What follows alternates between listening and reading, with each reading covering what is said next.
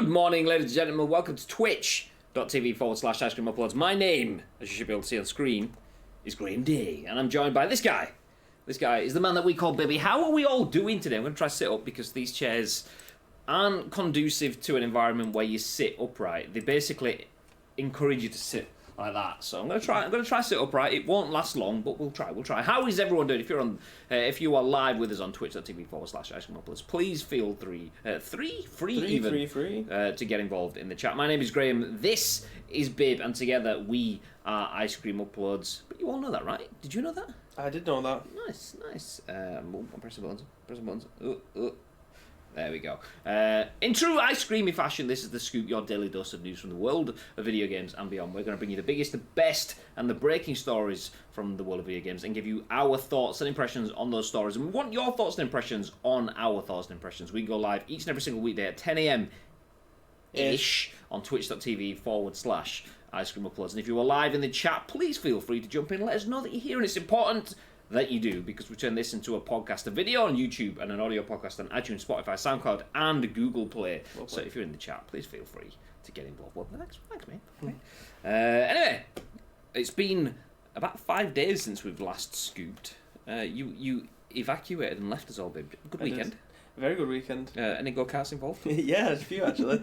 But yeah, it was a weekend away with the missus and a few other people as well. Obviously socially distanced, you know what I mean? I'm not a fucking idiot. If you have a look on my Instagram, by the way, you'll see pictures of me sat on go-karts with my mask on because I'm a fucking top guy, do you know what I mean? But yeah, it was good. It was a good weekend away. We went to go and play golf, obviously, because there was a golf course on site. Did a bit of dusting around in the town centre, went for fish and chips. Like, Graham, if I say to you, if you wanted to go to like a seaside holiday straight away, I'd say seaside holiday. Are you going to think Blackpool? No. What are you going to think? I'm going to think Scarborough. Straight away? Mm-hmm. See, I've never been to the east side of the UK before.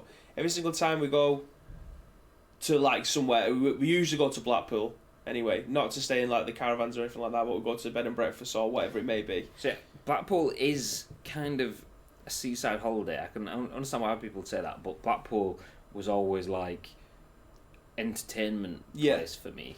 So Pleasure Beach, 2p machines, scabby shops, some sugar ring donuts, and that was it. It was never the beach because all the condoms and number plates. Well, that's the thing. So when I say beach holiday, that's immediately what I think of: Pleasure Beach, donuts, amusement arcades, and go and get pissed. That's exactly what I thought. But buildings on fire. Yeah, buildings on fire.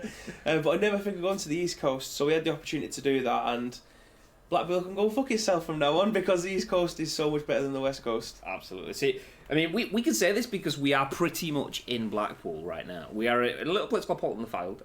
At the Ice Cream Upload Studio / Jelly and Ice Cream Studio is in a little place called Polton the Fylde. So we are there right now, and it's nice. I still like Blackpool.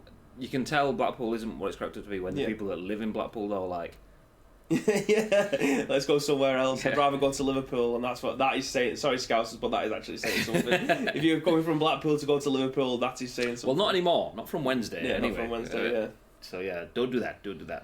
Bacon Chin says, "Oh shit, Graham's had a haircut." I mean, once in a blue moon it happens. I was best manning. So I was best man on Saturday at a wedding, which also socially distanced, 6 people in a room.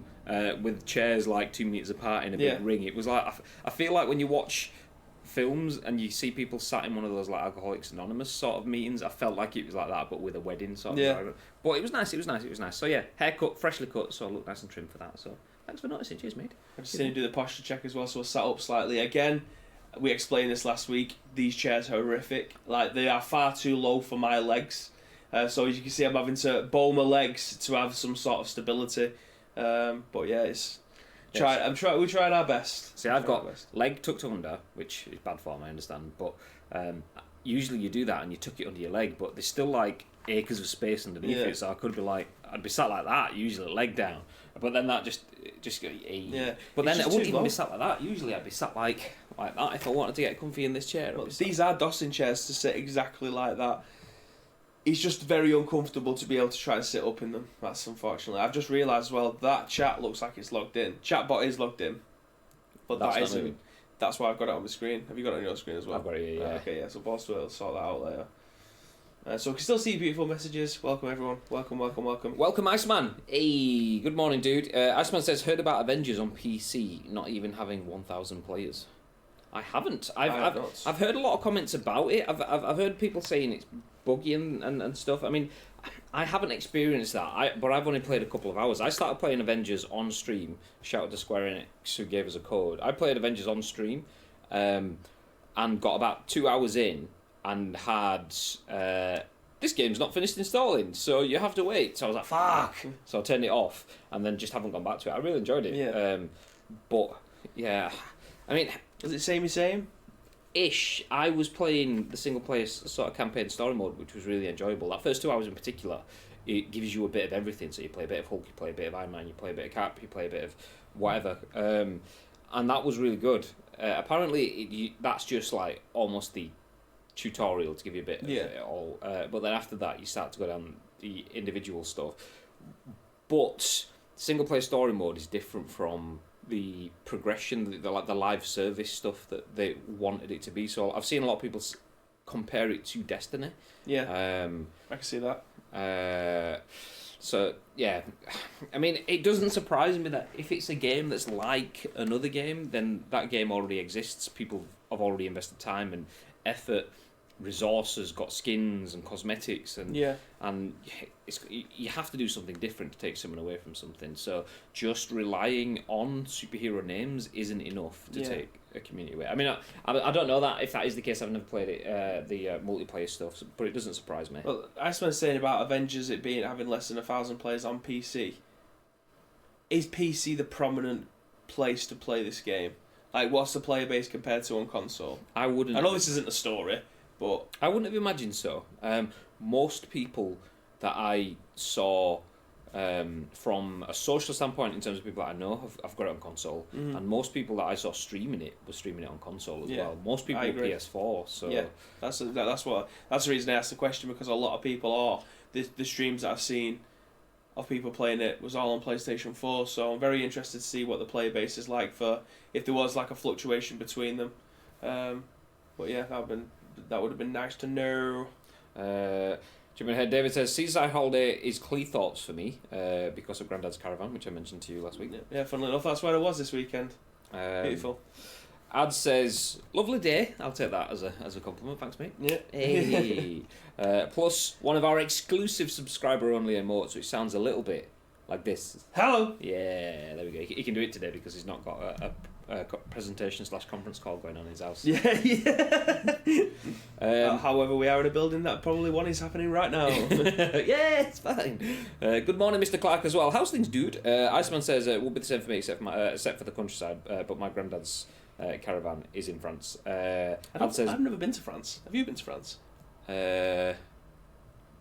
No. No, I haven't. I could have gone to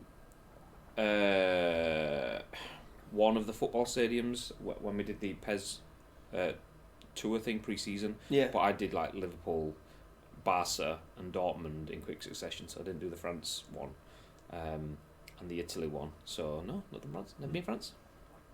Full French people, surprisingly. Really? Yeah, it is. Peppiatt needs to get on. I mean, somebody needs to have a word with ads because he keeps calling it Voltra. I know he's probably doing it on purpose at this point. It's got to be a spell check. Because Voltra sounds like a mobile phone. Peppiatt needs to get on Volta. I need a partner. Not getting put with ball greedy noobs. Not getting put with ball grid news. That's ironic coming from him. Captain 40-yard shot over there scores one and thinks everyone's a 40-yard shot. God. But yeah, I'm desperate to play Volta at this moment in time. I've actually got a few Amazon vouchers at the moment, so that could be happening very soon. Because I really, really, really want to play Volta. I seen this morning. Who was it that tweeted it? It could have been career mode stars. Tweeted out that there's 347 different variants of clothing that you can get for your team or your player, which it doesn't interest me that much, but I like the fact that most of those are probably going to be hidden in the battle pass like it was last year. My issue with the clothing though is that you only buy like a certain amount. So say if I buy a top, I can't put everyone in that top kind of thing. Can you do that now? Oh, okay, there we go. Okay, well that's much better then, because I hated the If fact you do it last year. they were limited though. You could only give it like to certain numbers of people, kind of thing. All my team wore, because everyone was wearing an Adidas top at one point, but then as more people were playing it, they was unlocking the exact same top, but you couldn't change the colour of the top. So I ended up going back and using one of the. I unlocked it. It was like an EA Sports yellow jersey, and then just put all of my players in the yellow jersey, but the goalkeeper. Certain things you could give to everyone, but I wanted everyone in black and white Adidas stuff, and it was like you could only assign it to a certain number of people. The cosmetic bits that you unlock on the way through, I don't know if it was like 2 or 3 or whatever. So I had to, like, one person had a long sleeve black Adidas jumper, one person had a black Adidas t-shirt and things like that. Because you had about 10 people in your squad, or whatever it was, and you could only split it across people. And I was thinking, I want everyone to look. I know it's 5-a-side, but I want to look like when you watch something like the Mighty Ducks and they all turn up in their scuffy thing, and then the knobhead big team turned up and like, I wanted to be that team, but couldn't. I had to like. I mean, it did in the end. I got one of them with like a big Adidas logo down the side, one with a small Adidas logo on the chest, kind of thing.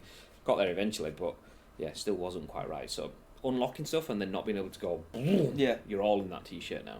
One thing you haven't been able to find out, ads, if you're playing it, not just the multiplayer part, obviously, because that's a good part of it. But is there a campaign again? Is there a season mode for you to be able to play through? I'd imagine so. There has to be, right? They've not no journey anymore. On the rest of the game. Ooh.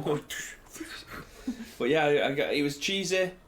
The last one, it was obvious from a million miles away what was going to happen. No, I got to spoilers. I got to Brazil and then didn't play anymore. Then, so I didn't finish the campaign on Volta.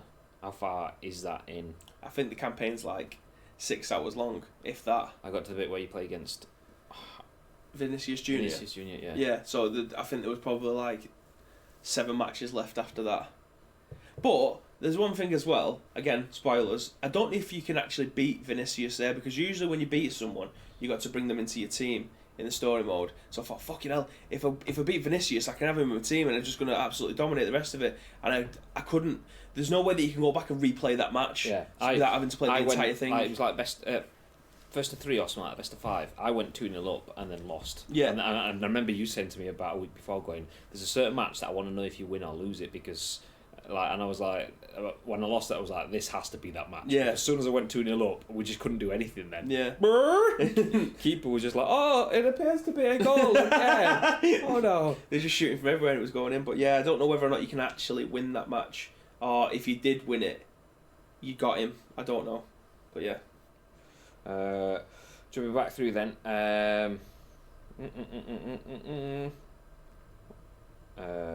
In before it turns out you're the ball greedy noob, says Iceman to ads.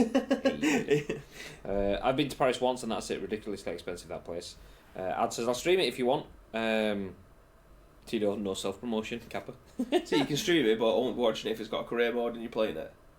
If you ever look at driving in France, you'll need quite a bit of money for the tolls. Just driving abroad just doesn't interest me, because it's just, that's a crash waiting to happen. Mm-hmm. But Cleethorpes Caravan Park has the death slide, a massive slide with a double drop, with very little in the way of safety features and handrails that can that make you lean back when climbing. This basically you die. That's the gist. Mm-hmm. Ads says also something my OnlyFans already have. Ads has just started the Korean bit. There is a single player campaign and one cutscene in, says Ads. Hey, morning, Gary. Baby taking pops at the career like he hasn't watched the Gold series of films. Who hasn't watched the Gold series of films? I've watched the first one and then didn't get to watch Gold. Oh, did I watch? Do you know what? Maybe I think I did it wrong. I watched Gold 2 and I'd never seen the first one. So I'm seeing like the shit where you've got like him in a bath with Iker Casillas and all that shit, but missed the gritty. Was it Newcastle? Was that the first one? Yeah, missed that sort of shit. What was his name? What was the main character's name? Oh my god, it's like them. What is his name? For Chris Pie 5, for anyone who can get that before me. Ad says you can get real players involved this year, and AJ the Boxer. Imagine that. Fucking AJ the Boxer. Just like fucking poof, like UFC. Pow. Speaking of UFC, did you see that guy getting booed in the face that was trending on Twitter this weekend? And that is exactly why I don't. I mean, this is going to be. I love watching boxing. I just can't stand watching UFC. God, I'm gonna get slaughtered for this, but it's fucking boring. It's boring, like fucking spinning roundhouse 360. Yeah, no scope. I know it sounds stupid coming from someone who says that they like boxing, but I just don't get it. Like when I say that boxing, I say boxing is a gentleman's sport, and the UFC is just for fucking thugs. Like I'm just seeing people doing like roundhouse kicks to the face and stuff like. It just does not interest me. I think it's fucking. Do you not think that's amazing? I don't think it's cool at all. No. Oh my god! I bet you were fucking well fun when everyone was playing Power Rangers at school. I don't want to do anything. I was running around with a stick playing army. Do you know what I mean? Not doing that. The laugh shots. Gary says Kaká is in this year. Santiago Muniz. There we go. Santa, yeah. Ads says Kaká is annoying. People are already using him. Do you know what else is annoying? Having people tuning in for a news show, then we don't even talk about the news. Maybe we should jump into some news. Maybe we should. Jump into. Well, that's what the beginning of the show's about, and we just talk shit for like 15 minutes, and then realise that we've got one news article in an hour later, and then we're just like, let's talk faster. Okay, well, let's get set for the first news article of the day. Sorry, I haven't got it loaded up. It's definitely not that one. It's not that one. It was that one, yes. This one, there we go. Bloody hell. Okay, there we go. First news article of the day. You may have seen us tweeting this out. Let's go right inside this time. Bosh. So you may have seen us tweeting this out already. This is the lead story that we're going with, and it's Rockstar Games buys Ruffian Games and rebrands it to Rockstar Dundee. This is written by Rebekah Valentine for GI.biz, gamesindustry.biz, and the tagline says, companies have been working together on unspecified titles for the last year. So Rockstar Games has acquired Crackdown 2 developer Ruffian Games and rebranded the studio as Rockstar Dundee. As spotted by The Gamer, the acquisition appears to have gone through as recently as October the 1st of this year, per a Companies House listing noting the name change and shift of control. The two companies have been working together for at least the last year, according to a job listing for engineers to develop unspecified titles. Ruffian Games was established in 2009 with veterans from Climax, DMA Design, and Real Time Worlds, including developers who had worked on the original Crackdown, Project Gotham Racing, Fable 2, and Grand Theft Auto. Is Project Gotham Racing still a thing? I don't think so, but what a game that was. Like, the first two were fantastic. I'd given up on racing games by that point. By Project Gotham? Yeah, that was, I mean, like I said, I'd gone heavy through all of the Tockers, the Colin McRae's, midnight clubs and things like that. So Project Gotham came just as I'd like dropped Project out. Gotham. It's got to be 2002 because it was on the original Xbox. Yeah, that's where I'm 16ish by that point. I'd played it from like being 8 till thingy. So yeah. Anyway, gamesindustry.biz reached out to Take-Two for further comments, but haven't had anything because it's not on the end of the article. So there we go. Short and sweet, straight into things. Pressing the wrong button. Nice. Well, this is the one I meant to press. Yeah. So straight into things. Rockstar Games buys Ruffian Games and rebrands it to Rockstar Dundee. There's a couple of ways that I can see this going. Is this Rockstar skilling up to work on Rockstar VI? That's a 6. Also City. That's a rumour, obviously, by the way. Rockstar Vice City is the next... Grand Theft Auto Vice City is the next Grand Theft Auto game rumoured. So is that GTA buying teams to work on that? Is that GTA buying a new team to work on other projects to allow other teams to work on that? Or is that GTA looking at bringing old school Vice City and old school Red Deads and the Bullies and things that we've seen and getting them like 4K-ified for the next gen? I mean, it could be any of those. What are your thoughts, babe? Just going to hold that one there for a second. Morning, Asim. Mr. T. That will be the last comment that you're making today already. I heard this wasn't a rough deal for Rockstar. You what? You did he just... How do I ban Bibby from the camera? Is there a...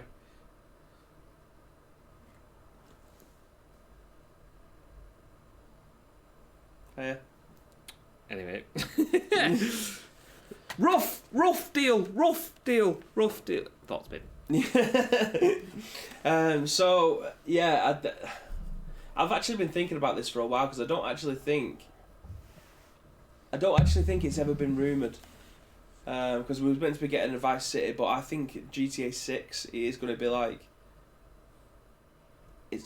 I don't think it can't be a remaster. Obviously, it can't be a remaster. It's got to be a brand new story, but based in Vice City. Are we? Because there's been rumours of a Bully 2 coming for so long as well, aren't there? And then obviously that got shit canned after going into development for a very small amount of time. Have they, like you say, skilled up and bought a new developers, a team of developers to be able to develop potentially a Bully 2? Buying a company that's worked on the likes of Grand Theft Auto before is obviously beneficial because people will know the franchise and potentially the tools used to create those games before and the history, the timeline. I do think it's going to go that way. I don't think they'll ever remaster Vice City, Grand Theft Auto 3, San Andreas. I think we've had ports of them that have been up resolution to 1080 to be able to be played on the PlayStation 4 and the Xbox One X. I don't think we'll ever get a remaster of them purely because of the licensing. Could we see? I mean, the thing I don't know about Ruffian is the size of Ruffian. I mean, if it's a large developer, then that's bringing in an entirely new team. If it's a smaller developer, then is that a developer that just allows you a little bit of overflow? If that's the case, then it's skilling up potentially ahead of new releases. If it's a developer that has more capability than overflow, but not necessarily a fully fledged team to take on the likes of the next GTA, then does that allow for more recent things? So Red Dead Redemption 2 last year before, could they be working on adding the 4K textures to that in the same kind of way, but not as overhauly as we've seen recently from another Take-Two game in Mafia? Mr. T's in the chat. Well, he won't answer, obviously. He can't answer. We won't ask him to answer. But could Ruffian be going through Red Dead Redemption 2 or Red Dead Redemption and making that next gen ready? Yeah, I mean, again, this is all purely down to speculation about what we've read. It's just one of them things. Obviously, when you see something like this, your mind starts racing what we're actually going to get from them. But the catalogue of games that these developers have worked on in the past, all AAA ones, they're all big budget ones. So, I mean, Project Gotham surely must have been. I'm sure that was a first party game at one point. Maybe not. I'm talking out my arse there. I can't go on my laptop. Well, I can't go on my laptop to have a look. But if someone in the chat can let us know as well whether or not it's a first party game. But yeah, they've got a good catalogue of games underneath there because obviously they worked on Fable as well, which was a first party game. So it's not as if they haven't got a history of doing that before. But yeah, I think your mind can literally race to wherever you want with this because you could be thinking, are they already in line to help bulk out GTA 6? Are they on to remasters? Are they just going to do something completely left field and make a brand new game, brand new IP? We just mentioned Project Gotham and stuff, and I said I'd given up on Project Gotham because before that I'd played things like Midnight Club. Maybe Midnight Club Blackpool is on the way. Maybe. Yeah, right. Or maybe Midnight Club Dundee. I mean, they've just made Rockstar Dundee. Maybe that's what they're working on. Jumping back up through the chat though. I didn't realise it was Asim's pun as opposed to your pun. No, I was. I mean, it makes it even worse. It makes it Mr. T. God, I'm joking. Speaking about ruffians, Evertonians in the chat. There's a ruffian. Hey. Sorry, I apologise. He's not sorry. I'm not sorry. I mean everything. So, Project Gotham is only beaten by Metropolis Street Racer. Do we have a banhammer? Anyone? I actually don't know what Metropolis Street Racer is. Is that like it sounds like a Superman thing? Gary Clark either says "sake" as in fuck's sake, or he wants some sake. Can't quite tell. PGR needs a comeback. Morning, gent. Not just one of us. Morning, there we go, gents. I see it now. Rockstar Table Tennis 2 chappers. Did you see the one with Sylvester Stallone, Michael Caine and Pele set in World War II, Escape to Victory? What? GTA VI is set in Kilmarnock, confirmed. Nah, it'll be GTA VI, just like when I used to work in Game Station and you had people coming asking for GTA IV. I was like... that was a good face palm. That I don't know if anyone in the microphone, on the stream would have been able to pick that up. That was a good, solid 7 out of 10 connection. I mean, it could be worse. GTA IV is bad, but if someone somewhere has gone into Game or Game Station, well, not Game Station, Game somewhere and asked for a copy of Gatav. Have you got Gatav? You know, what? GTA V Gatav? No, get the fuck out of here. Yeah, Project Gotham Run was first party on Xbox. The football film. Oh, okay. Sylvester Stallone, Michael Caine and Pele made a football film. What the fuck? I don't think I've ever seen Escape to Victory. I did see, I'm not going to scroll back up, but I did see someone mention that football films generally are shit apart from Mean Machine. Mean Machine is a film and a half, by the way. Yeah. Although it's been done like a million times. But wasn't there like an American version of Mean Machine with the Rock or something? The Longest Yard. Yeah. It was basically just had a load of wrestlers in, so it had like Goldberg in there. And was Stone Cold a cop or something, or was that Goldberg? Yeah, Stone Cold. Was Stone Cold there? No, I don't think it was. I'm sure it was just WCW wrestlers. And then there was... Nelly was in it. Oh, he was, yeah. Was he the one that was like super fast and pretty much got broken? Yeah. There's always one of those, someone that's a bit nimble, and then, oh no, he's like the puppy that gets kicked. Oh, no. Oi, gorgeous lads, says Shaw. How's things, Mr. Shaw? Kevin Nash as well. Kevin Nash. He was one of the police guards. We'll have to watch that now. We're gonna have a. It's a great film. Hopefully it's on Amazon Prime and we can do a watch along. One of those. What do they call those now? Watch alongs. No, there's an actual Twitch phrase for it, but I can't remember. Do you know what? Sack it. It's going on a tangent. Yo, show. Oi, gorgeous lads. Hello, gorgeous boy. I just shouted that out literally about 5 seconds ago. Oh, sorry. It was quite. I was clearly thinking about what other wrestlers was in the Longest Yard. Yeah. Aren't they prisoner of wars and they have to play footy against Germany? What the hell? As if that's actually a thing. And if they win, they're let free. Is that escape to victory then? No, that's Longest Yard. Joke. Speaking of jokes, this isn't a joke, but did you see Sylvester? Did you see that Rambo was going to be in Mortal Kombat? Did you see the trailer? I didn't see the trailer. I saw the still, and I saw like the Rambo like. Yeah, it's got his voice. Sylvester Stallone's voice acting it. That's amazing. It looks really good. Mortal Kombat have nailed it with their cinematic crossovers, because Mortal Kombat is a cinematic game in terms of it's had multiple cinematic releases, TV shows, video games spanning 30 years almost or whatever. It transcends generations and genres and media. So them tying into films, we've had Terminator, we've had Stallone. Hasn't there been something else as well? Yeah, so we had the Joker. Joker was in it not long ago.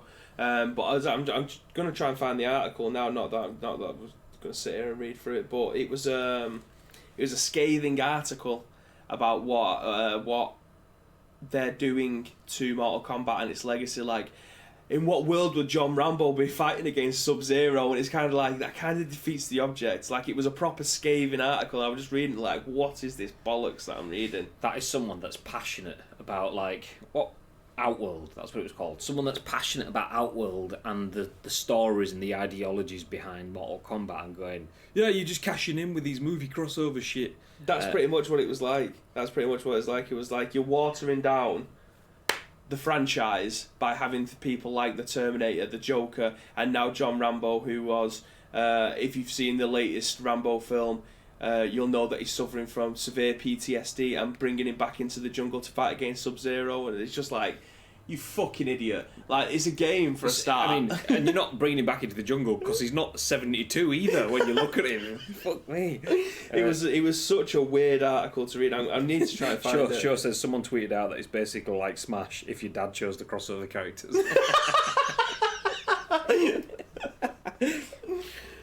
Realism in Mortal Kombat is obviously really important. Yeah, the fact that one guy who has no sleeves somehow manages to hide a 200-meter serpent up his sleeve that he doesn't have. It's in his hand. Okay, fine, if it's in his hand, but where does it come from? God, get over here. Get down here. Also, a guy can just pluck ice out of the air. Well, yeah, all right, yeah, of course you can, mate. Nice. If realism is your issue, if PTSD is your issue, the first game on the SNES allowed you to uppercut someone onto spikes at the bottom of the fucking thing at the pit, and then obviously that's got progressed through time. PTSD is not. If you're playing games like Mortal Kombat, then you probably need to consider PTSD before you start playing those games. So yeah, Mind of Boom Boom. Amazon Watch Parties. What a guy. There we go. Or lady, I don't know. Thank you very much for the correction though. Yeah, watching movies on Amazon is called an Amazon Watch Party. That's what it is. So yeah, it's not just restricted to partners, is it? I mean, it's something that we can do, but it's basically where you watch a TV series or a film that's on Amazon Prime Video, and you can watch it with the rest of your stream, providing those users have Prime linked to their account. So we could stream The Boys Season 2, which is out now. I use that as an example because that's something that Bateson was doing the other week. So the new episodes came out on Friday. He would watch the new episode first thing Friday morning with his chat, and anyone that had Prime would watch it. Anyone that didn't have Prime wouldn't be able to watch it. So would it just be black for them? I think they could just see him full screen. Right, okay. No, that's so cool. They've brought Masters Football out now on Amazon Prime, haven't they? I was watching a bit of that over the weekend. Like from 2003, Manchester City. Like I think David White was the only player on there that I'd even recognise. All the rest of them was from the late 80s. I had a fucking clue. But I found the article, by the way. I'll read the first line to you. Mortal Kombat 11 cheapens its own guest characters' legacies. Everything you'll love will eventually be corrupted by the name of capitalism. And then it's just like a proper scathing article. I'm not going to mention out who it is because I don't want to at them. But I will retweet it so you can read it for yourself. But it's just like a scathing article, literally about how he suffered PTSD and the fact that he's now going back into the jungle and he's going to be fighting against the likes of Sub-Zero. Just dampens the Rambo franchise itself. Not to mention there has been some fucking horrific Rambo film. Has anyone seen The Son of Rambo? No. It's kind of... Son of Rambo? Yeah, there's one called... I don't even know what that one was. I mean, I'm a big Stallone fan in general, even though that you have to take, obviously, movies with a pinch of the fact that there's going to be a lot of shit in them. Or across the series. But, Rambo First Blood started off, even that was kind of, laughable. But when you got to First Blood Part 2, it was already stupid. I mean... Forget everything that has followed after that. God, what were you doing that then? There's the first reply back to this on Twitter, complaining about senseless violence in a Mortal Kombat game? Question mark. It's what the fuck? I'm gonna retweet it anyway. One of the characters, my favourite character, pulls his head off and his skull breathes fire onto you. It's not meant to be taken that seriously. If you're using Mortal Kombat as a vehicle to vent at capitalism, then you're doing it wrong. That's not where it should be.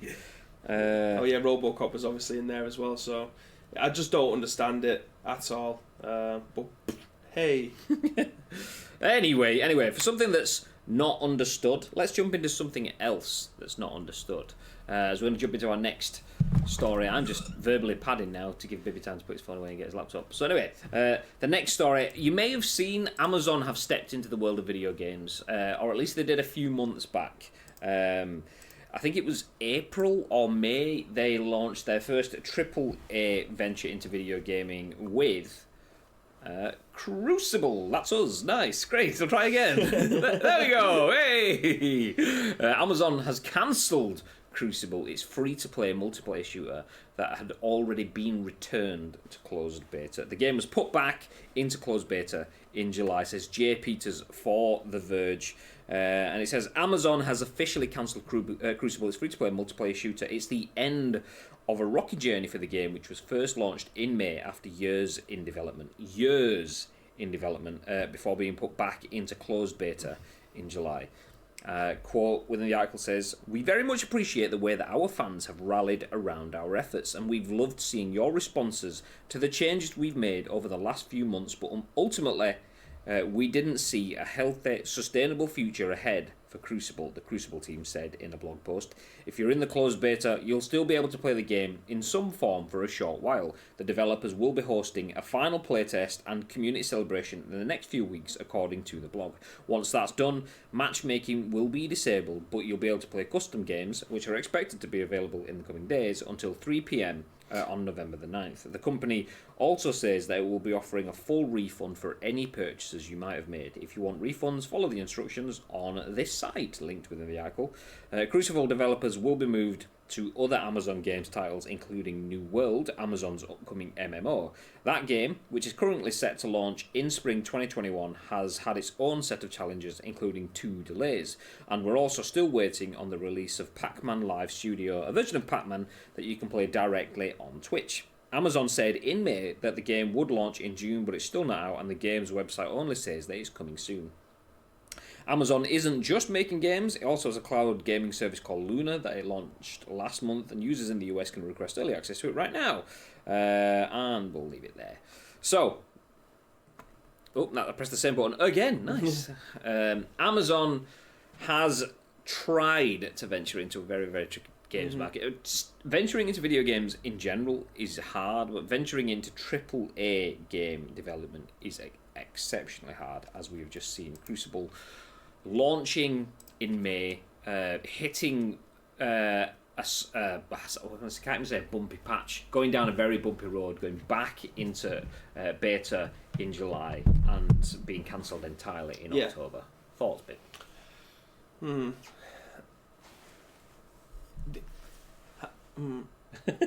trying to think now. How much? This game wasn't free to play, was it? It was. I don't know if it was originally, but it was free to play. This is the game that when it came out, I said to you I watched Choco Taco, and I remember it specifically because we covered Crucible out tomorrow, out this week, and then I was like, oh nice, I'm looking forward to this. See how it goes. I like, because it was not too long after the conversations around Apex Legends and like all sorts of other games that were coming out into free to play and coming out of nowhere, and or new players getting into the game and thinking, is it a battle royale? I don't know what it is. Don't really know much about it. And I literally watched about 2 minutes tops, and that's generous. Probably more like 1 minute of content, and I was just like, don't understand it. I don't get it. It's pretty. It looks very, very nice. Easy on the eyes. It looks like they've put a lot into development. I just don't understand it. I might come back to it. Never did, and everyone else must have had the same idea, because it went. And then this is where we start trying to pull it apart. About a week or two later, when they realised that all the views just dropped off, we're saying, okay, this is a game made by Amazon that's put onto Twitch, which is owned by Amazon. There was no marketing, there was no front page, there was no Crucible partner stuff, there was no advertising, there was no pre-roll stuff. At that point in time, Valorant, that's the other one that was there at that. At that point in time, Valorant had adverts everywhere. They had the watch Valorant streams to get access to the beta sort of stuff. And it was massive. And we're like, well, this is their platform. They've brokered this deal with Valorant, and they haven't learned or used any of that for their own titles. So do they not believe in it, or for whatever reasons they didn't use all of these things that they knew that worked? And then we started pulling apart the game, and rather than having Team Deathmatch, Capture the Flag, Rush, or Conquest, or whatever phrases that you might have come to know, they had like stupid phrases. I mean, they probably aren't stupid. If you play the game, it probably makes sense to you. But if you're hitting an audience with no marketing, no explanations, and just expecting to go out of their way to jump into something, it was going to fail, and it did. Unless you have an affinity with the brand itself or the franchise, it's very difficult to be able to call something that everybody knows as one thing to something completely different. There's a reason why Halo had Team Deathmatch. There's a reason why Call of Duty had Team Deathmatch. There's a reason why Battlefield had Team Deathmatch. I know all three PUBG, of those that I mentioned. Team Deathmatch. Yeah, there's a reason. Yeah, all four of those basically are like first-person shooters. This kind of wasn't like that, but the modes were there. Like, there was exactly their modes. Why did they call them something else? I don't know. But yeah, this is interesting that they only just got over the first hurdle and failed miserably before even reaching the second one. They just pulled the plug. Like, I want to know what forced them to have this decision rather than trying to, like what No Man's Sky, like Hello Games did in No Man's Sky, and just literally plough into it, keep up. It's not as if they're running out of money. Like, Amazon will never hemorrhage money anytime soon, unless something ridiculous happens sometime soon. I mean, they could hemorrhage money, but not to the point where it'll cripple them. Yeah. Any company will hemorrhage money. It's like, oh shit, Amazon hemorrhages money, and it's like a dam having a leak in it, but just constantly being topped up. It's like, yeah, we know there's a leak, but it's not really fussing us that much. Put some Gorilla Tape on the front of it, and hopefully it'll stop the water from coming out. But yeah, I thought if there's anyone that's going to be throwing money at something to try and make it a success, it's going to be Amazon. And unfortunately, well, we have been proven wrong in this instance. They've ended up pulling the plug before it's even managed to go anywhere, which is unfortunate for them. And I watched a lot of New World. I thought it looked cool. It's definitely a game that I would actually like to play. We signed up to the beta for it. Unfortunately, we didn't get a key. But I would absolutely love to be able to play that game. It looks like a Bibby game all over. I hope this doesn't suffer the same fate. I hope that they end up throwing everything that they've got. It's interesting that they've closed one game down and moved the staff that were working on that game over to the other one. Like, what makes it? Is their skill set more suited to be playing an MMO rather than what's it called? MOBA? That's the word I'm looking for. Rather than a MOBA game, have they got good ideas that are going to make that game a lot better? It's interesting just moving the team from one to another. But it's interesting to see them.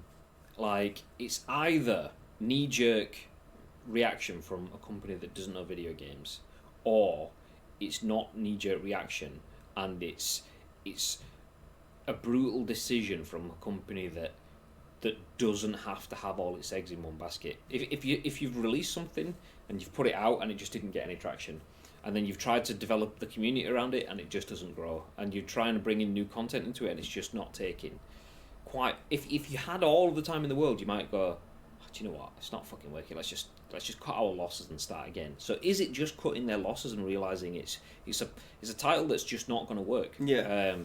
I mean, the thing for me, the biggest thing for me is, and it's not the biggest thing, but the biggest thing that I can emphasize in such a plain example is how you reference your community. So if Pokemon tweets out, it can talk about, hey trainers, which is the trainers, you're a Pokemon trainer, you're capturing. Okay, trainers, that's a nice phrase, it applies to me, nice. And you might get, I mean, I can't think of any off the top of my head, I've gone completely blank, but let's say Halo was calling people chiefs, Master Chiefs. Oh, they don't, but chiefs, okay, that's a cool word, I like that too.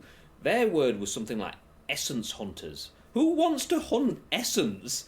Hey, essence hunters, fuck off! You might no, that's flimsy. It's limp. It's just, I'm gonna hunt some essence today. I genuinely thought they would go down a route at some point, very much like what Riot have done and what High Res have done. They've brought a game out for every different genre of games. So they'll have like an auto chess one. They'd have a first-person shooter. They'd have a MOBA.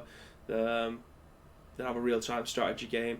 They'd have a different game in every genre to try and see what works. They had even one said Realm Royale in the Battle Royale genre. So I thought that's what they was going to work towards. I didn't think they were just going to have a MOBA and then a MMO. I thought they would have gone down something else as well.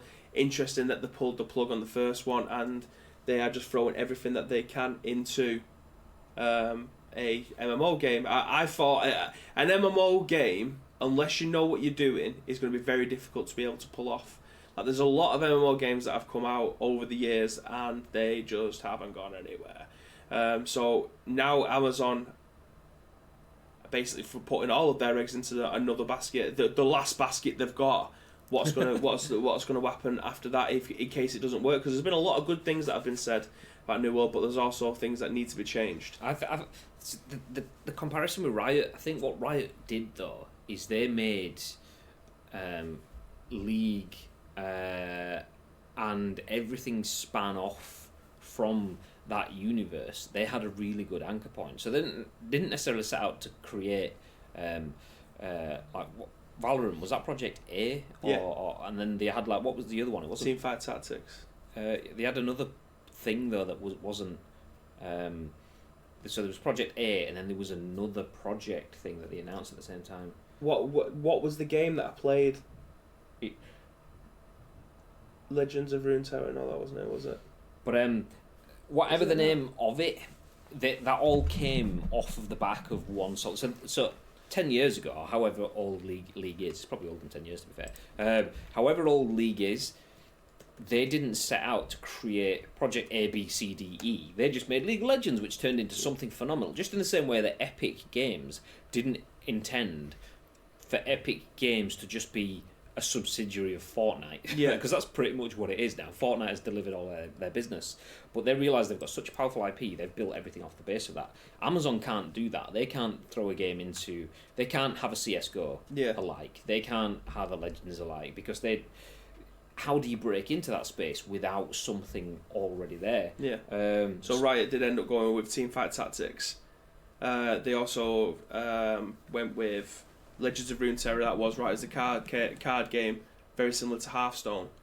Then they brought out Valorant as well, which is obviously their essential CS:GO killer. That's what they obviously wanted to achieve. What was the other letter though? That like they had Project A. And what was it? It wasn't B. It was like, I want to say Project V or Project T or something like that. I can't remember.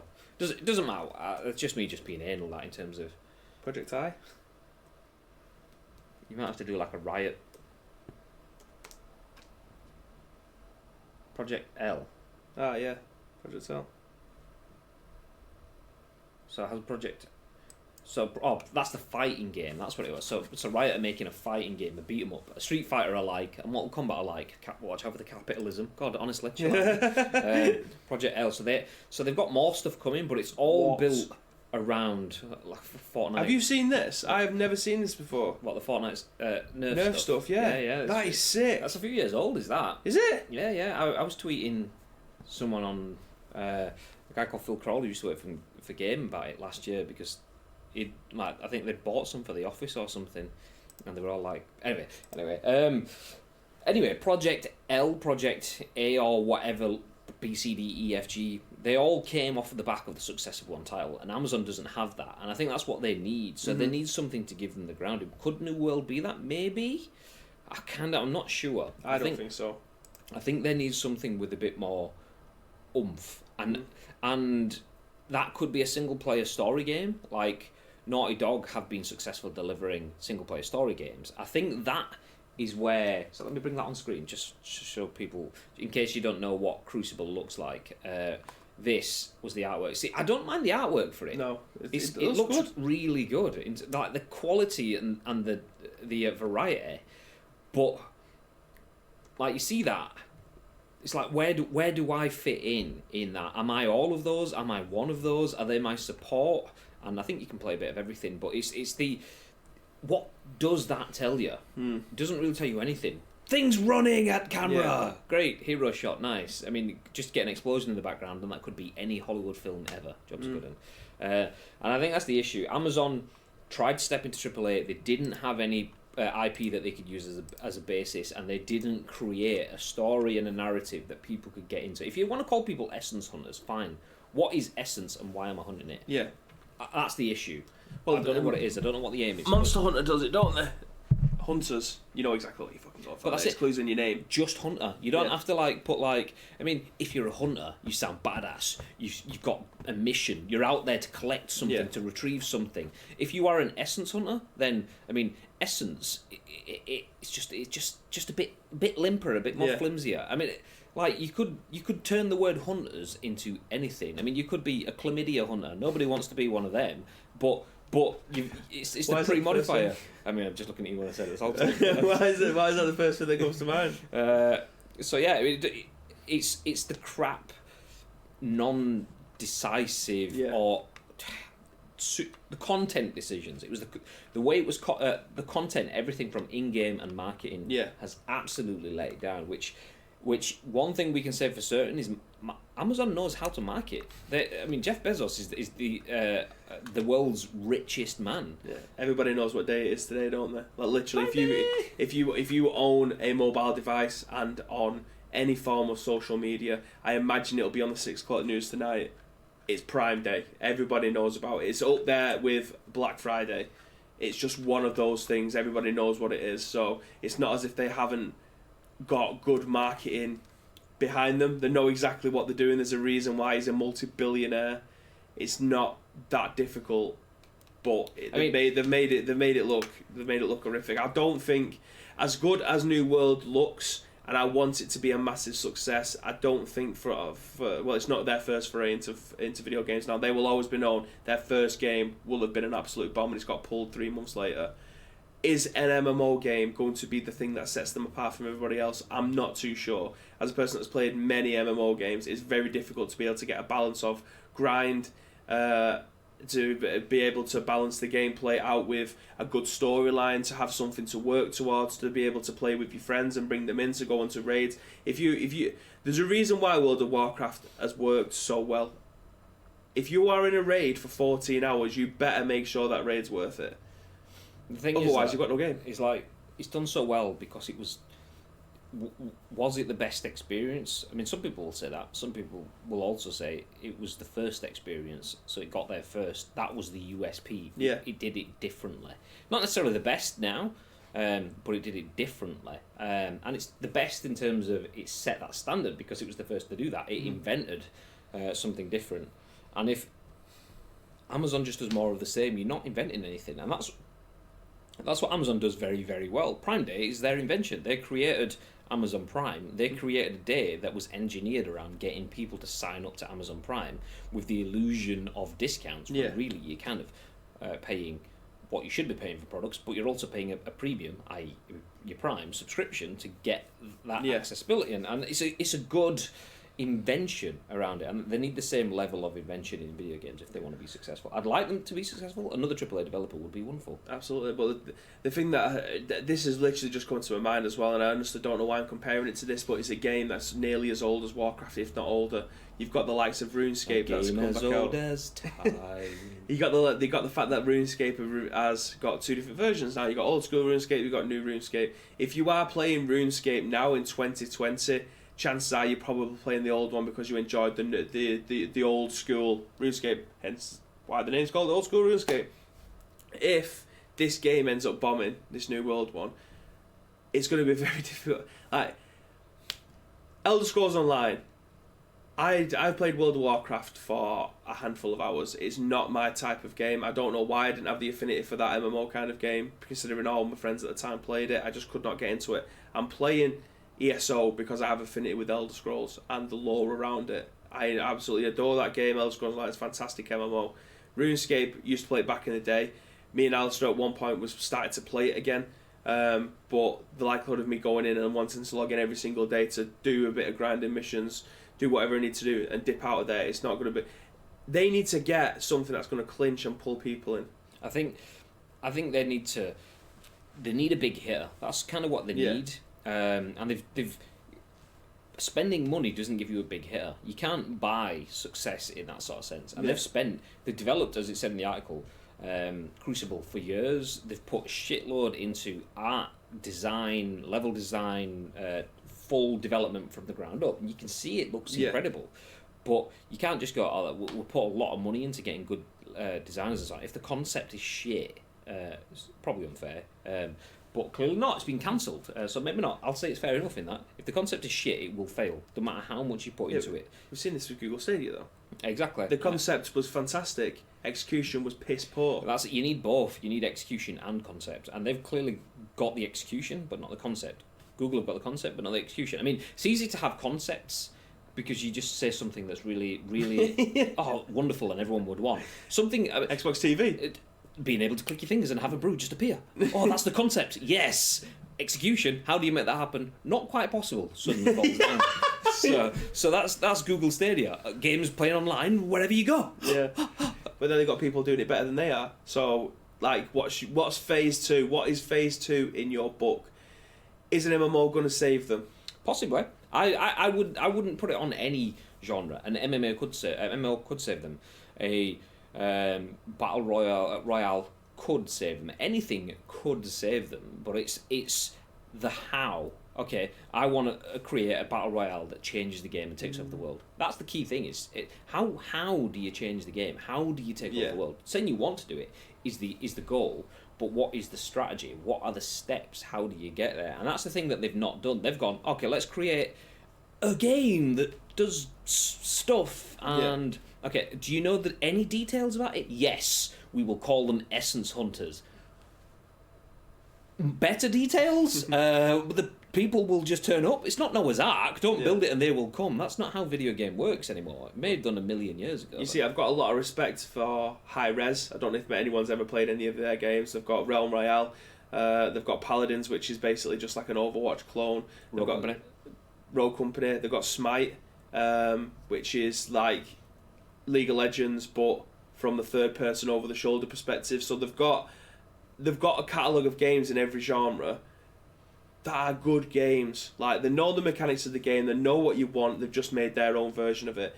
Now, all of those are free to play, as far as I'm aware. Rogue Company, obviously, at one point was you needed a key, which we actually give out if you are in our, loot drop. We've been giving out keys in there, as and when we get them. I was going to drop a key the other day because I found another one in my inbox and then realised that it was free to play, so I didn't bother.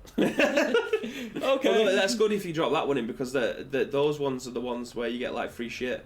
So you got the free to play ones where you just start off with basic everything, but those keys that we got were like, you got to have another class and a few new weapons and shit. Well, I've deleted now. So. Alright, okay. So having they've seen what works and they've done it their own twist. So if you ever see a high res game, just try it, because chances are they're phenomenal on the Switch as well. High res are like, let's just make a really shit tiering system. So in terms of free to play games that have kind of excelled and pushed the company to next levels. Not that Epic didn't have anything anyway. Epic was already massively successful anyway, which is kind of why it works. But Fortnite did it.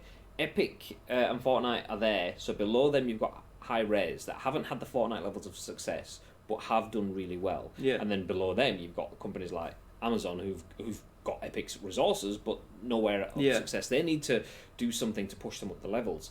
High res aren't massively successful in that sense.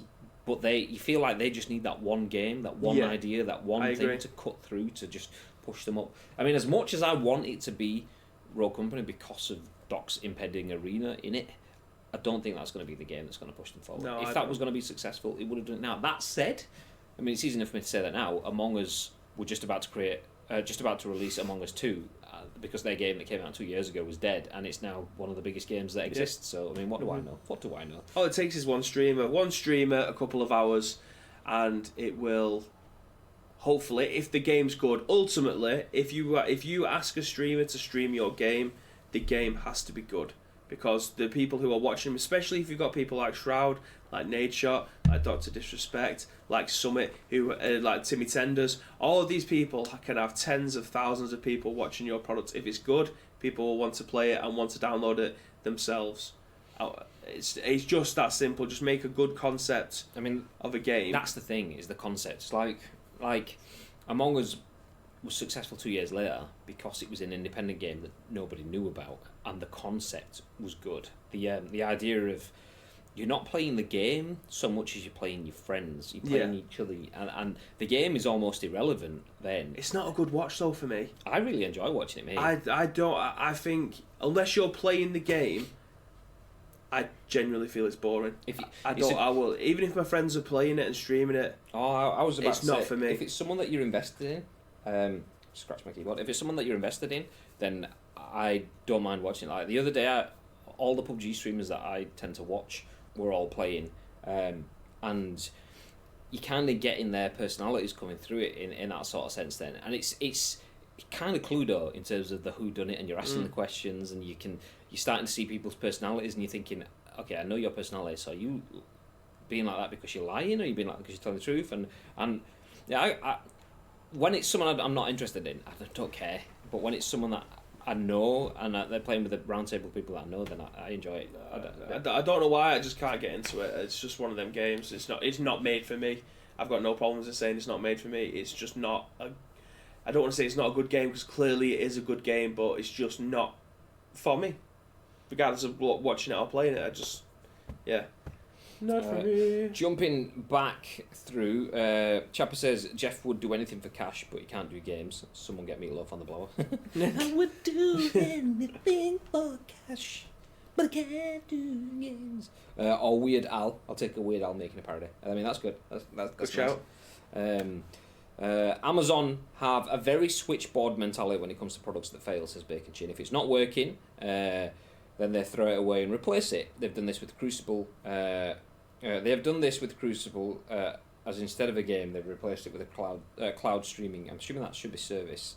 I don't necessarily think that they've replaced it with Luna. I think Luna would have been coming anyway. Yeah. I believe that they probably wanted Crucible to be a success so that they could feed Luna, launch Luna off the back of that. Use that to feed the demand. But yeah, they will throw that now into New World. What they do need is what we've been saying about Xbox for the last 5 years. They need more games. I mean, I think they're a game developer. That's kind of the point. But they need that if they want to be a successful brand. It could be a single player story game, like on the levels of The Last of Us or God of War or one of the big Sony sort of franchises. Amazon need to deliver something like that, or it could be a multiplayer experience, and be that battle royale, be that team deathmatch, be that racing or whatever. But they need to deliver something that isn't just team deathmatch. Because if you just team deathmatch, why would I bother playing your game when all of my mates are gonna be getting Call of Duty anyway, are gonna be getting FIFA anyway, are gonna be getting... What is different? I mean, all my mates have got Fortnite anyway. That's it. You need to get your game to be one of those. If you're a AAA developer, it has to be something that is... You are the benchmark for that. And that's what they need to do. It's difficult to become part of the mainstream video games. Like you know the games every single year, the top 4 games are always going to be exactly the same.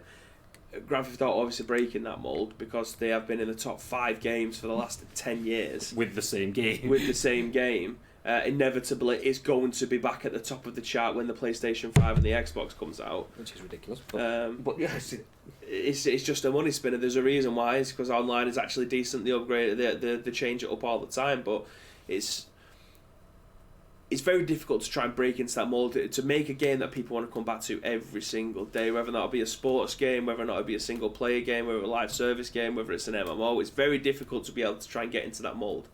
And it's not even necessarily the good games. The games like Call of Duty that get churned out every single year, some of them are good, some of them are bad. They've had a massive hit with Warzone. I don't think Call of Duty would... Then again, Modern Warfare was actually an okay game compared to the other ones, but Warzone has made Call of Duty this year. They've taken Call of Duty again from like a AAA game to through the fucking stratosphere.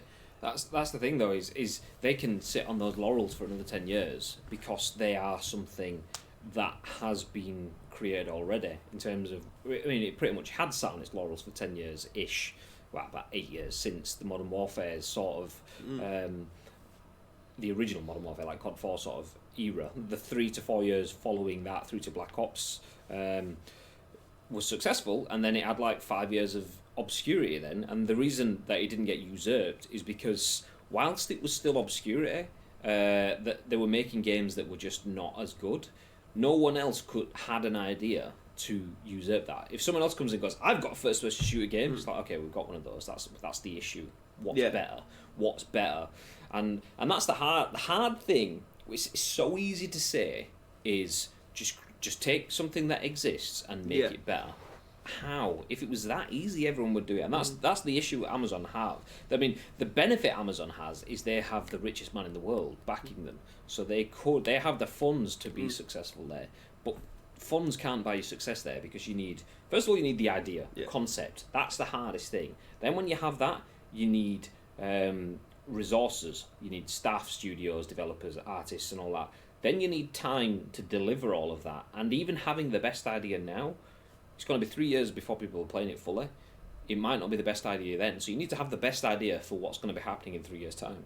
And the easiest way of having that idea is being in that environment already. So Call of Duty can start making stuff now for 2 or 3 years' time. Amazon don't know what they have yet, so they can't really make that. So it's so difficult for them to break into it. I hope they do. I hope they do. Well, the most important thing that you said there was time. Out of all of those things that Amazon has, the one thing they don't is have time. Why you ask why the game's dead after 3 months? They're pulling the plug after 4, and that's because they've made they've made. Was it a knee-jerk reaction? Did they see Fortnite and PUBG, and then Apex, and then Valorant, which is not BR, but Valorant, and were they trying to get there ahead of Valorant? Did they see Apex and think, okay, we can rush something out in 12 months here if we get everyone same wavelength? But 12 months after launch, Apex itself went from being, my God, this is incredible, to, oh look, more Apex. Yeah. I mean, PUBG's had that, not to the same extent. Fortnite's had that, probably even less than PUBG has as well. So they are trying to jump into. They have one point in time that says, yes, this is what we need, but they can't leap in there. They have the development. 12 months later, they're already too late. So they need to go, okay, this is where we are. Where is the trend? Where is it going? Because we need to hit that upward spike, not something that's going on the downward spike. It's tough. No one's saying that it's easy. It's a very tough thing to be able to do, but yeah, it's clearly they have a lot of money, but not enough time.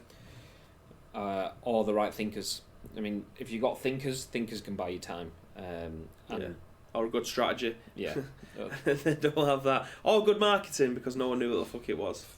I mean, imagine having the single biggest games marketing website in the world in Twitch, which is where you are now, by the way, and then not using it effectively. GG guys, nice. Well, if you want a company that'll be able to market the game for you, then you know where we are. Where do you want to go with it? Because we are 1 hour 20 minutes in. Well, we are 1 hour and 14 minutes into the live stream, and best part of 10 minutes of that was the intro. So we're going to run through the next articles. So jump into the PS5, because these ones shouldn't be long articles. We could just do a nice little cover all. There we go. Are we in the right place? We should be over on the right. Yeah! Okay, this one, written by Don Peppiatt for VG247, says, PS5 accessories will be available in the UK from November the 12th. UK gamers will be able to get their hands on PlayStation 5 accessories such as the DualSense controller ahead of the actual European PS5 launch date. Sony appears to have brought the release date of its various PS5 accessories forward in the UK, allowing eager players to get their hands on hardware from November 12th, which is fucking wonderful. Imagine sitting there at home with your controller and no PlayStation. This obviously continue with the article, and I'll give you my initial thoughts straight away. The PS5 itself isn't actually scheduled to launch on European shores until a week later, on November the 19th, but it seems Sony has allowed retailers to start selling off peripherals on the US console launch date. So if you're particularly desperate to get your hands on a PS5 pad, the console's HD camera, a media remote, or the 3D wireless pulse headset, you'll be able to nab them earlier from some retailers, as Simply Games states above. There's an embedded tweet just there that says, turns out, in a bizarre twist in this already bizarre situation, PS5 accessories, apart from the controller, have had their release date brought forward to November 12th, and then they quote tweeted that saying, turns out, this does include the controller now. Anyway, this follows on from the odd choice to allow PS5 software, including Marvel Spider-Man Miles Morales, Sackboy A Big Adventure, and Demon's Souls to be sold on November the 12th too. Yeah, we'll leave that there. Bib, thoughts? Why are we getting the console a week later? Surely it can't be a shipping thing. It can't. I don't want to wear that it's going to be a shipping thing, because there is no fucking way they cannot send a ship, a plane, a train, back of a minivan. I don't care. Like, my instant reaction when someone says, why is it? And I'm saying it's international shipping. And that's because that's what I've been told. But completely agree. We've been talking about this. Production levels. Forget talking about the console for years. Production, we've been speaking about for months. Why can they launch it a week earlier, which is a nice round calendar period of time? Why can they launch it a week earlier in some countries and not others? That is not logistics in that sense. For me, that feels more like okay, maybe it makes it easier on logistics, but internally, in terms of, rather than having the whole system go online at once, we can firefight certain areas and then firefight the other areas next week. I feel like it's got to be 1 week though. Like, yeah, it's bullshit. It's so fucking bonkers. I mean, for something of that size, 1 week is a lot of time. The amount of stuff that their software engineers and stuff will be able to get through in that is huge. But yeah, 7 days. Like, is it Japan and North America where it goes live on the 12th, and then we in Europe get it? Oh, sorry, the rest of the world get it a week later. That seems mental. Yeah. In 2020, obviously there is a pandemic, and I'm not taking that away from them, but from a logistical standpoint, it should not take 7 days from wherever the factory is in the world for these consoles to be sent over. There is every single chance that most of these consoles would have already been made for distribution, and they will be being held in a warehouse somewhere for them to be distributed around the world now. There's a very, very big chance that Game in the Trafford Centre will have consoles on the premises before the 12th. There's a very big chance that that's possible. Just because, distribution, they can't have what a JIT system. A JIT is just in time. You can't have a JIT system for something so big physically. Like literally physically, each console is huge. Will have a massive box. That's what she said, and they will need to be in store on the day of launch. Multiple stores. They're not going to go, okay, they're out on the 19th in the UK, so we'll send them out on the 18th, because the amount of trucks that need to be on the road delivering those will just be obscene. And then the amount of people that are going to be picking up from each individual store will be obscene as well. So you can guarantee thousands of people from that one store at the Manchester Trafford Centre are going to want a PS5. Trafford Centre's car park, their delivery loading bay will just be backed up with trucks. So they will need to be in there in advance. So the chances are that store's going to have them in line with the American release date and go, now we've got to sit on these for another week. Because I know that for a fact after speking to someone that previously worked at the GameStop, they do have them in. It's bonkers. It blows my mind that we have to wait an extra week. Like, I don't, unless they give a good reason and come out and state it, I can't get my head around it. It just seems so backwards that in 2010, with all the technology, all the delivery options available to us, land, sea or air, doesn't matter, that we haven't got it. That it won't be it will not be a worldwide release date. It blows my mind. I'll never get over it. I'm sure when I've got the controller in my hand the day of release in Japan, when I've got the controller in my hand, I'll be absolutely over the moon. That's a joke, by the way. Why would I just sit there with the controller, tactile buttons, analog sticks banging? It's fucking just sit there with the Stadia controller. Yeah, I'll have the game on one side, a controller in my hand, and no console. Or put on an American streamer's stream and just feel like you're playing it. Like that bloke we're doing with the UFC. When he had a UFC like 2 weeks early, and he'd put just one of the UFC fights on. He's like, with this controller. Fucking quality. Just if anyone's in the chat, click on that tweet from Asim. PlayStation. The PlayStation account, the American account, tweeted yesterday 1 month with a GIF of the console, and then Asim's done a Kanye quote tweet saying, when PlayStation tweets out 1 month until PS5 launches, but you realise it's 1 month and 7 days for you. Fuck, I keep pressing the same button. There we go. Absolutely. That is just Kanye in a nutshell, and he tries to enjoy himself, but then realises that he has to be a moody bastard for the camera. So yeah, PlayStation 5 accessories will be out a week early. It is stupid. It is stupid. I'm not a PlayStation fanboy, but I'm in the PlayStation camp because that's where everything is for me. My friends and so on. I do have an Xbox and a PlayStation. I play my PlayStation more, and I will. I've pre-ordered a PS5. I haven't pre-ordered an Xbox, so I'm in the PlayStation camp, but I'm not a fanboy because that's just daft anyway. But I will be happy enough to say this is fucking stupid. Putting everything back a week. All right, fair enough. Let's just say that logistics. Forgetting the fact that it's 2020 and Xbox are managing to do it all right. Yeah. But Xbox is a worldwide release date, isn't it? Yeah. I'm pretty sure Xbox was worldwide last time as well. I could be wrong on that. If anyone does know, feel free to correct it. But I'm fairly sure it was. I could be wrong. Either way, Xbox have done it globally fine this time. PlayStation, so let's say, okay, fair enough, there's a pandemic, and let's say, fair enough, they have multiple different servers, multiple different regions, and they want to make sure they all go online at different times. Fair enough, we'll give you all the benefit of doubt there. Okay, fine, you're right to release it a week later. Why are you releasing your accessories? Why? It's like a look at what you could have won sort of thing. We were talking about this with the lads upstairs, haven't we? We said, well, the chances are you'll be able to order a lot of your accessories after the 12th anyway. So the pre-order stuff now, like you said, you wanted a charging station.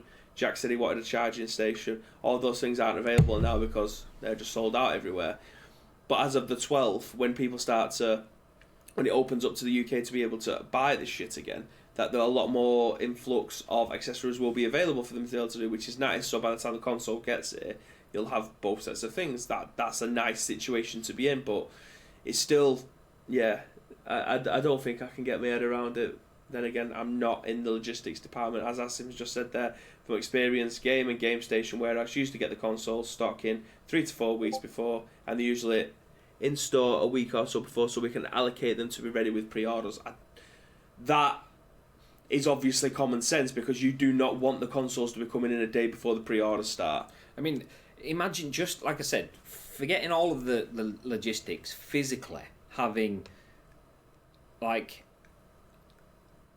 how many consoles? Let's say 1,000 consoles. 1,000 consoles is going to take up all this space, easy. One store that serves in the Trafford Centre that has tens of thousands of customers a day would have more than 1,000 consoles, easy. But if they have 1,000 consoles arriving the day before, and having one member of staff with a piece of paper assigning, oh, there's Bibby's console, and a post-it note on it. Okay, that's fine for your first 5 consoles, but then you have to physically move around those and put stickers on the next ones, and then the next ones, and then before you know it, 12 hours have passed, and little Jimmy, who's here on work experience, hasn't been seen, and there's like a cave-in of consoles on top of it. Physically, that shit's impossible. So they obviously, that's why Asim says they do get them in advance.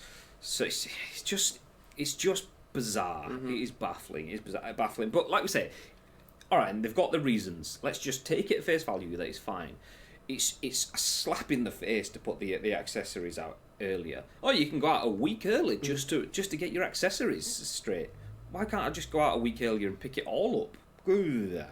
Anyway, from one stupid console decision to another. It's not really a console decision that this one is stupid about, but talking about accessories and controllers, we're talking about PlayStation, we might as well talk about Xbox too, as this article from Andy Robinson at VGC says, lawsuit continues to pursue action over drifting Xbox controllers. Amended class action adds additional plaintiffs and specific mention of the Elite Series 2, which is interesting. I thought that this one had fixed a lot of the issues. From what I was going off, I mean, I'm not you really. About this on Saturday, weren't you? Yeah, on my stream. Yeah, or was it yesterday? Might have been yesterday. Because I think West was talking about it. Yeah, it might have to go left side of the screen. Was it? Maybe it was Friday. But yeah, I think it was Friday. What was it? I was in the stream. Because I remember talking. I don't think I was in it on Friday.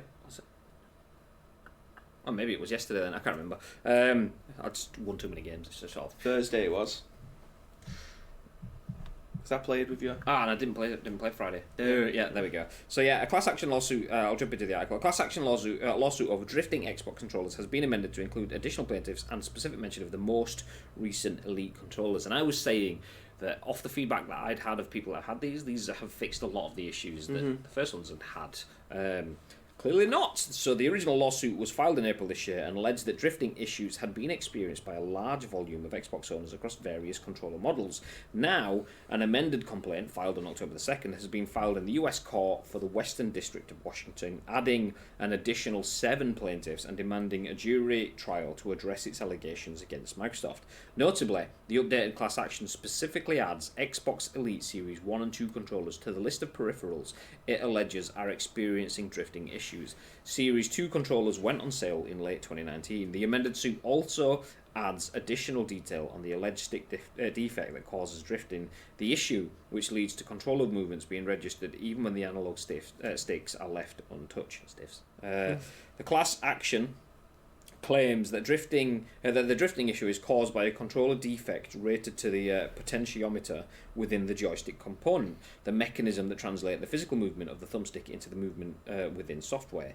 It alleges that this component contains a known design flaw related to a grease-like lubricant which causes resistive material scraped off a curved track to cause unwanted movement without input from the user.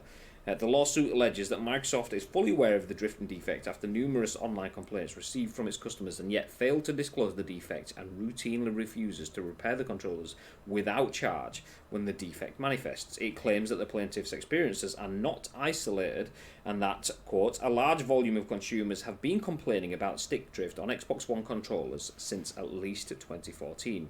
Along with monetary relief, the plaintiffs are seeking a public injunction requiring Microsoft to notify all Xbox controller owners about the defect. Quote, Microsoft lures consumers into purchasing the Xbox controllers by touting the Xbox controllers as superior controllers that enhance the gameplay, describing the Elite controllers as the world's most advanced controller and emphasizing the Xbox One joysticks and buttons as possessing ultimate precision, the complaint reads. Microsoft does not disclose to consumers that the Xbox controllers are defective, causing the joystick component to fail. Members of the general public have the right to know the latent defects with the Xbox controller components. The injunctive relief sought by plaintiffs will protect the public from Microsoft's deceitful marketing practices which misrepresent and omit material facts.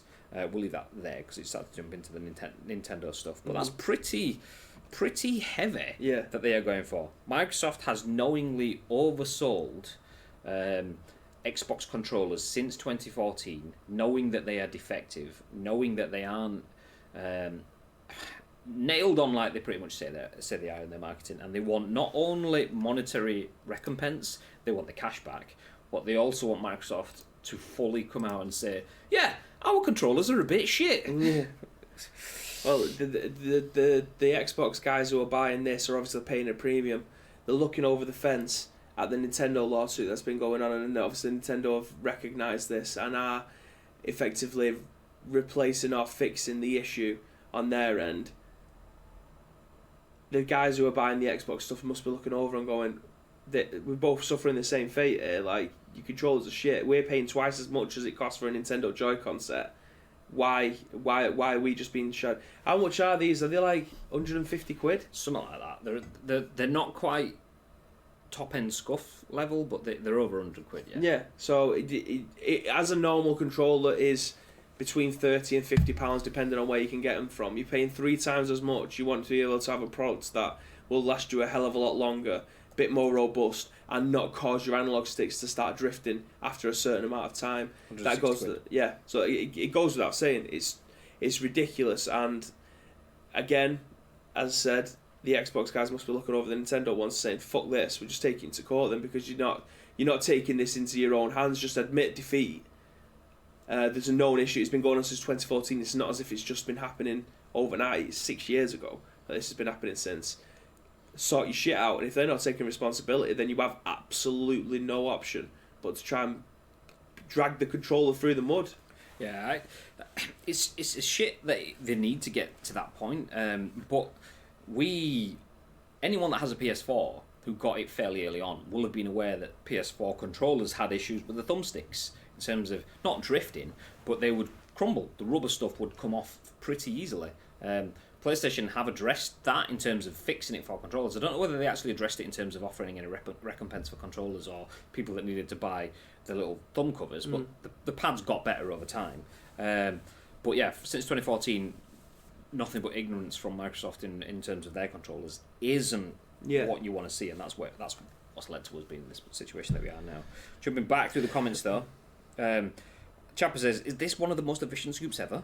Several articles discussed without it taking 2 hours.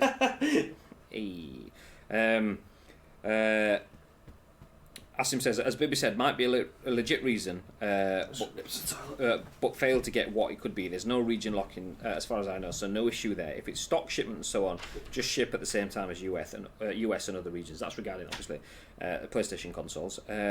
Just sitting there with the accessories and nothing else, looking at the TV, will be like someone burgled you, says David. That's true, that's true. Gonna get a PS5 controller for my PC, just to pretend I have a PS5 early. Well, do you know it's the same size? So, you know. Asim says, I wouldn't be surprised if Sony/PlayStation do a U-turn and release at the same time. Might be wishful thinking for me, though. Do you know, I wouldn't be surprised if they do. I mean, I don't think they will, but I wouldn't be surprised if they do. I definitely won't be surprised if your mate Dave, who has an independent game store, he's going to be letting some of his stuff go early. Most people will have to wait, but you absolutely know some stores are just going to go, okay, you didn't get it from me, all right? Yeah, it's fine. I wouldn't be surprised if people are getting them early, because if they're there, the consoles are there, the peripherals are there, their accessories are there. Stores want to get shot of it because it makes space. It's a guaranteed sale. If someone wants to buy it off you a week in advance and it's on pre-order, and you go, nope, I have to wait until launch day, but then Dave at Dodgy Games goes, actually, yeah, you can have it if you want it. You're going to go back to the other store and cancel it. So, yeah, I wouldn't be surprised if people start getting them early if it's all there. Jumping back. Chappers says, hi, I've had an issue with my Xbox controller where the right bumper has stopped working after 3 months, which is crap to be fair. To say my PS4 controller that I bought in the US in 2017 is still working perfectly. I'm disappointed in how the Xbox controller has fared. Mr. T says, was looking to get an Elite Series 2 controller actually for my PC, but the more I read, the more problems came apparent. Went for Razer Wolverine instead. Wired, but no issues. The Elite seems to be great, but would appear some parts of it are cheaply made, and that shouldn't be the case given the high price. I completely agree. I use an Xbox Series S, just a standard white controller on PC wired, and it does the job. It came with the Series S, and the job's a good one.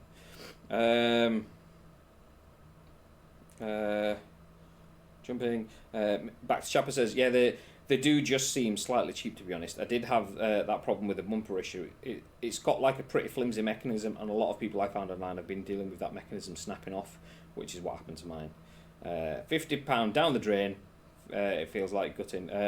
David says the micro ports have always been dodgy. They were designed for those cheap micro RC cars, so are built to cost, but even the full-size versions suffer from drift over time. I mean, that's it. If you're spending that much though on a controller, if it's a 30 to 40 quid purchase, then it's difficult to swallow. So if you're spending 40 quid on your controller and it naffs after any amount of time, that's frustrating. But for 8, 12, 16, you can buy 4 controllers for the 160 quid that it costs. You can probably buy more, to be fair, because 40 quid is top end. You can probably pick controllers up, if you're looking in the right places on the right times, between 25 and 35 quid. So if we top end it at 40 quid, you can buy 4 controllers for the price of one Elite controller. I've still got my day one PlayStation 1 controller. Same. It's still there. It still works perfectly. It's just that the analog sticks are starting to wear down on it, so it's like my second control. It's the controller that I give to my brother when he comes round, you know what I mean? Obviously. I have the shit controller, mate. I mean, my day one PlayStation controller, the only thing wrong with it is that when I was at the UEFA Champions Festival 2015, I got one of those like wraparound stickers. Lee's just staring through the window then. Lee, I don't know if he wants you or not. No, okay. In 2015, I got one of those stickers that wraps around it and put it on it, and that's the only issue, is that if I take that off, it's going to be a bit gammy until I clean it. Literally, that's the only thing wrong with it, is something I've done to it. The rest of it works fine. But anyway, let's wrap things up. We do have one more story related on PUBG, funnily enough, but we'll leave that until tomorrow, because, you know, we're overrunning now. We weren't before, but we are now, so let's put a pin in things.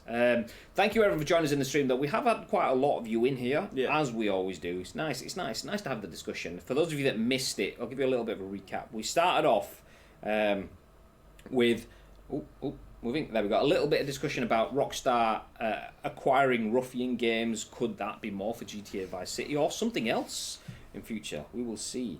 We then moved on to Crucible being canned by Amazon. Their new AAA title is no longer AAA. It's Triple Z now, as it's Triple Z. Then we jumped onto PS5. Accessories will be on sale from the 12th of November, which is a bizarre thing. Buy all the accessories for something that you can't actually play for another week.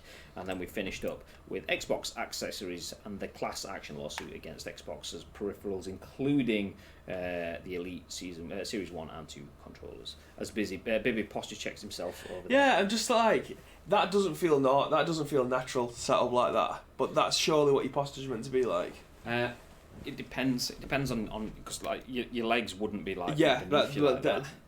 Honest to God, like I'll have to stretch out like that for me to be straight. Welcome to the scoop. Anyway, the most wooden hosts in the world, and you just need to be comfortable. This is the only way that you can be comfortable. And fuck it. Next Tuesday I'm doing it like this. Do you know what? Shout out to Jeff Bezos as well, because we're on Twitch, which is owned by Jeff Bezos. I'm drinking from my Twitch cup, which was bought from Amazon, which is owned by Jeff Bezos. Same place where this hoodie came from. And that Logitech mouse and that Logitech keyboard, all from Amazon. Anyway, we are going to disappear, but before we do, babe, is there anything you want to add? Yes, again, as Graham elaborated on before, thank you very much for joining us, ladies and gentlemen. It's lovely when the chat's flying. We all have thoughts and impressions, but if you want to get more involved, there's 2 ways that you can do that. First of all, the chat bot should be on, so we could be in here. Find us on social media. It's literally Ice Cream Uploads across absolutely everything. Dead easy. Find us.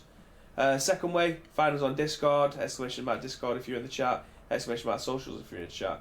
You'll be able to find easy ways to get into our Discord. Our socials at the bottom of the screen there as well. All you need to do, find the link to the article that you want to have your thoughts and impressions on. Drop it in, give your thoughts and impressions. We will then give our thoughts and impressions on the very next show, which will be at what time tomorrow, Mr. Graham Day? 10 a.m. Ish. We'll be at home tomorrow as well, so we've got Masters of the League after that as well. Yeah. First time in a week with Masters of the League. We've just had. Do you know? I'm not gonna mention any names. You will have seen it already if you've been in our streams. But we've just secured our biggest signing in Masters of the League. If you want to see that, join us from around 12 noon-ish tomorrow to see who will be joining our team. They're not joining until the summer, but we'll start making the preparations ahead of time. Speaking of time, we're out of it. So from ourselves, have yourself a fantastic day, and until 10 a.m. ish tomorrow, what are they going to do? Stay frosty!